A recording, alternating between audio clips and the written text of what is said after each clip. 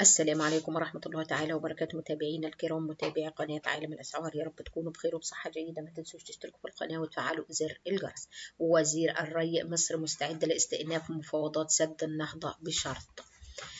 قال الدكتور محمد عبد العاطي وزير الموارد المائية والري اليوم السبت إن مصر مستعدة لاستئناف مفاوضات سد النهضة الإثيوبية في أي وقت.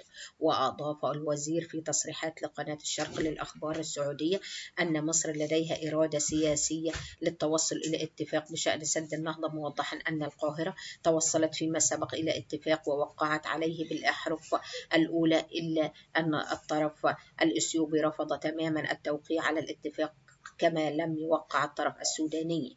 وأوضح عبد العاطي أن مصر على استعداد لاستئناف التفاوض حول سد النهضة في أي وقت طالما توافرت الإرادة السياسية لدى الدول الثلاثة. وأشارت إلى أن مصر تتبع استراتيجية طويلة للحفاظ على مصادر المياه وإيجاد بدائل، موضحا أن هناك استراتيجية تمتد زمنيا حتى عام 2037، ثم تم تحديثها حتى عام 2050 لمعرفة احتياجات مصر من المياه وتوفيرها. قبل ما ننهي الفيديو ما تنسوش تشتركوا في القناة وتفعلوا زر الجرس، والسلام عليكم ورحمة الله تعالى وبركاته.